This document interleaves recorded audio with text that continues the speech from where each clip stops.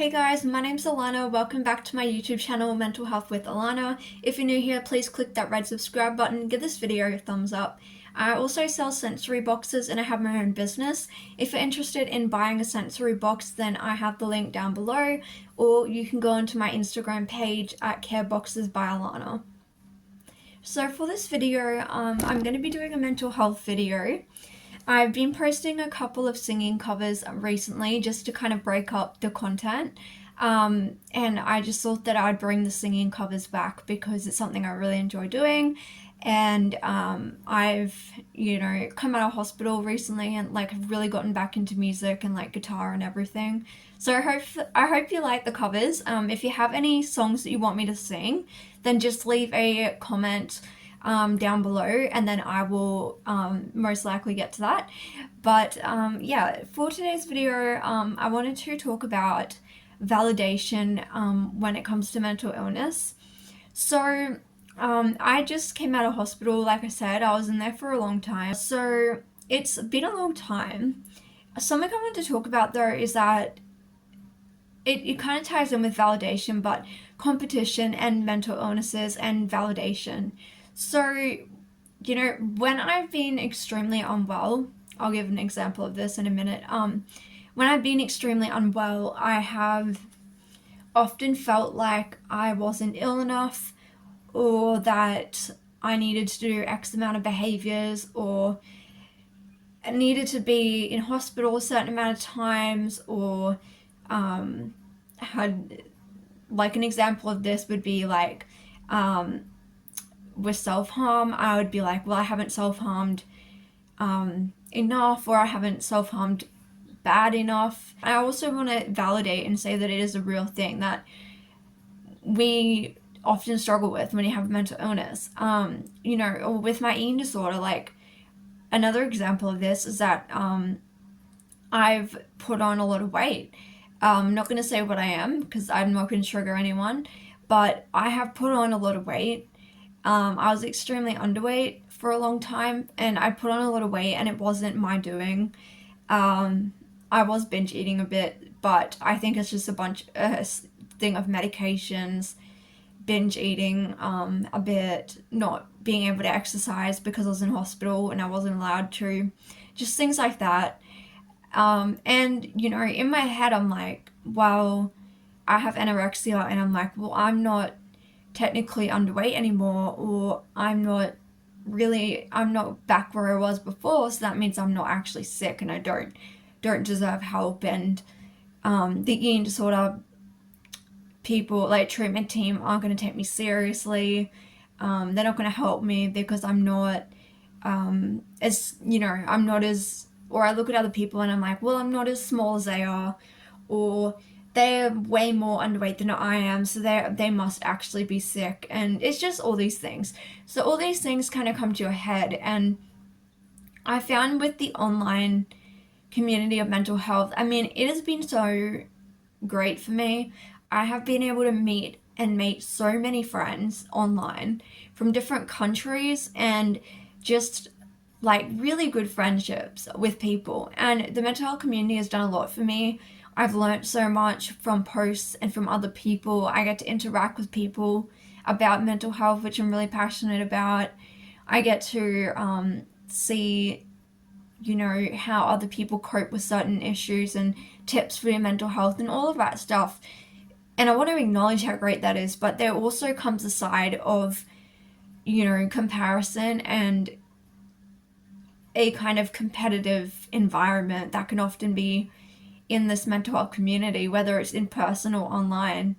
And, I think, especially when you've been ill for so long, you start to get real deep into comparison, I think, because you don't feel valid in your illness anymore. And I think as soon as you start to kind of recover a bit and people start saying to you, for me, a really big trigger is when somebody says to me that I'm looking really good. And if you don't have an eating disorder, you probably wouldn't understand, but telling someone who has an eating disorder you're looking really good, that goes into my head, and I'm like, okay, I'm fat, I put on heaps of weight, they think that I look disgusting, blah blah blah, you know, on and on, what my thoughts go to. And my thoughts go directly to, I must look really fat now because people are commenting on my weight, you know, because before people were commenting on my weight and saying, you look really bad, like you need to eat more, you need to do this, you need to do that, blah blah blah. And now I'm having people, family members and stuff, tell me that I look really good, but they don't understand that to someone who has an eating disorder, that doesn't go in as a compliment, that goes in as, I must be really fat, or, you know, I'm not ill anymore, or whatever it is. And so it's kind of, I found with me, I've never really struggled with competing against other people, whether it be in person or on Instagram. My eating disorder is probably the only part in which I feel competitive with, because eating disorders are very competitive, and I do find it difficult when I have friends who have eating disorders and I deem in my head that they're worse off than me or whatever. It makes me feel kind of invalid. But that's just my own personal issue that I have to work through. But with everything else with my mental illness, I've never felt any type of comparison, even with my self-harm. But the thing that I have felt is comparison and competition against myself. So even though I'm not comparing myself to other people, I'm comparing myself to myself, you know. And in the past, when I've been really unwell and I was self-harming a lot, you know, every time I'd be like, oh, well, I need to cut, you know, deeper or do worse, or I need to go to the hospital, or I need stitches, which ironically I did actually need, but I never went and got stitches. So if you need stitches, guys, go and get them. I'm telling you now, because you're going to end up with way worse scars if you don't do that. So, you know, take my advice there. As a little side note, I'm terrible when it comes to that type of thing. I just always think, oh, no, I'm right. You know, it'll be fine. It's not that bad, when I should have gone to the doctors or to the hospital. But I hate going to ED, so, you know. But anyway, so comparing yourself against yourself is very difficult, because it's like, at least when you're comparing yourself to other people, you can maybe go off Instagram, or you can go off TikTok, or whatever platform you're using. You can put distance between you and those people. You can unfollow people, you can block people. You know, if you see triggering content, you can block it or report it, that type of stuff. But when it comes to competing against yourself, it's very difficult, because you can't get away from yourself. But I think that all of this comes from a place of feeling invalid. That's what it comes down to. And I think when you've been invalidated by other people, it really starts to make you feel like you're rejected and you're not taken seriously. I know with me, with the beginning of my mental health journey, I think when I was around 12 or 13, I started struggling with my mental health, and I started having disordered eating and self-harming, and was super depressed, very dissociated all the time. And I started at like 14, 15, I started getting symptoms of bipolar, or depression, depressive episodes and hypomania and things like that, borderline personality, you know, just all those type of things. And, you know, I would tell, and this is not, to put my parents down at all, because they're amazing. And my mom is so good now. But, you know, it wasn't always like that. And at the beginning, I would go to her, and it would take me so much time and courage to actually open up to her and tell her, like, I was struggling, or I was really depressed or whatever, or something wasn't right, and I wanted to go to the doctors, and she wouldn't take me. And she said to me, everyone gets depressed at times. And so I felt like, I really did feel for years that there was stuff off. And I mean, I was self-harming, I was having disordered eating, but I didn't realize how serious my mental health was. It didn't really occur to me, because I wasn't really going online and looking at other people with mental illnesses. I didn't have a psychiatrist, a psychologist, I didn't have a therapist, I didn't have medication, nothing until I was 18 and I was able to go and get my self-help. And so eventually I tried to tell, and I did tell some other adults in my life that I was self-harming. I told other adults who I trusted, and they didn't do anything.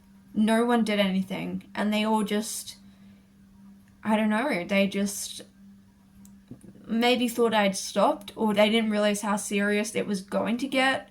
I don't know. They weren't educated, I'm not sure. But that really knocked back my kind of reasoning to reach out and get help, because I was like, well, if I'm telling all these adults in my life, this was before I was 18, I was like, if I'm telling all these adults in my life that I'm self-harming and that I'm really depressed and that I'm feeling really bad and I need help, and they're not giving it to me, I was like, what's the point of telling anyone?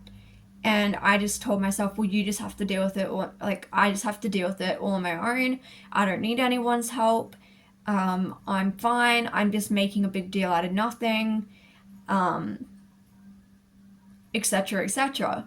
And the only reason I ever started feeling like that was because other people weren't validating my emotions. And even as a kid, I had a lot of emotions. I mean, I had BPD and I had trauma and a lot of emotions that came from that. And no one knew how to deal with it. And I always felt like I was, because people would tell me that I was overreacting. I mean, people still tell me that now. People were telling me that I was being really dramatic all the time. Why do you have to be so dramatic? Why do you have to be in a bad mood all the time? Why are you so cranky all of a sudden? What was wrong? You were happy 5 minutes ago. All these things, and all those things just combined and just really invalidated my feelings. And I said to myself, well, I'm going to wait till I'm 18 and then I'm going to go get help on my own. And now, like, my relationship with my mom is great, and she understands my mental health for the most part. She doesn't fully understand because she's not going through it. It's not something she's dealt with personally. She tries her best to understand and support me, and I'm so grateful for that. But the point was that it took a long time to get there. And I think, like, if you've broken a bone in your body or something, and somebody else breaks something, but maybe it's worse, it's still a broken bone. Like, you both still have the same injury. It's just that maybe one is a little bit worse than the other. And I think you kind of have to see that with mental health, is that you're both still ill, and it doesn't take away from the fact that you're struggling and that you're having issues or that you need help. You still need help. It doesn't matter at what stage you're at. I think we all sit there and go, well, I'm not sick enough yet to get help, or when I get to a certain weight, then I'll get help, or when I've self-harmed this way or X amount of times, or once I've been in hospital this many times, or whatever the thing is that you have in your head, you're never gonna be sick enough unless you're dead. Like, that's the truth of it. And it's so easy nowadays to feel invalidated because you have so many people on the internet, and whether they're intentionally trying to do it or not, they're looking for validation too. They're posting how many times they've had a suicide attempt. They're posting how many times they've been into hospital, or the emergency department, or whatever it is. And it seems to be getting worse for some reason with the competition. But people are just feeling invalidated, and it's either online or for me, it wasn't really online, but there was never really an issue. It was more my own invalidation that came from the adults around me in my life. And so then I internalized it and kind of just, I think when I eventually got diagnosed with, all these things, I did not expect it whatsoever. Like, it made sense. Everything made sense. I remember once I finally got my head around it, everything did add up and it made sense. And I had second, third, fourth, fifth assessments and everyone said the same thing. I can't count the amount of times that I've had an assessment by different people and they've all come to the same conclusions about my diagnosis and everything. But, you know, I think when you're really, really unwell, you just have a tendency to compare. And especially when you're in hospital, you know, you see a lot of stuff and it makes it hard because you're like, well, maybe I need to do that, or maybe I need to do this so that staff know that I'm actually struggling or that I'm actually sick. You know, this time around when I was in hospital, we would have ward round, and a lot of the time the nurses would have written in there that I was doing okay when I had gone to them and told them that I was struggling, or I had told told them something, or well, they never asked how I was going, and so I didn't really say anything. And when they'd do ward round, they'd be like, well, you know, her mood's fine, and she says she's okay, and I'd have to stop them and be like, wait, no, that's wrong. My mood is actually really crap, really bad. I'm really depressed, and I'm actually not doing good. And they'd be like, oh, okay, you know, but that's the thing, like, if you don't tell people specifically that there's something wrong, sometimes you try to drop hints. I know I used to do this all the time. I used to try to drop hints to people constantly, and I was like, internally, like, why won't someone listen to me? Why won't someone help me? Why won't someone notice that I'm wearing a jumper all year round? Like, why won't someone realize that I'm self-harming, or that, you know, whatever. And I used to get so frustrated with people, and I try to drop hints, but at the end of the day, you have to just tell people outright, and dropping hints just doesn't really work. And you have to just come to a place where you're willing to be vulnerable, and you try and you ask for help. And if this is my advice, like, if you tell someone and they don't do anything about it, like what happened with me, tell another person. If they don't listen, tell another person. If they don't listen, tell another person. Like, just keep going until you finally find someone who will listen. And people in your family may not listen, your friends may not listen, but if you go to a professional, if you have access to a therapist, or you ring Lifeline, or you use those services, they will get you help. If you go to the emergency department, they will give you help. But you have to be willing to actually take a step and reach out and ask for help. So that was my video for today. If you have any experience with this, comment it down below, and share your experience. And I hope you guys are doing well. And leave me any video suggestions in the down box below. So thank you guys for watching, and I'll see you in my next video.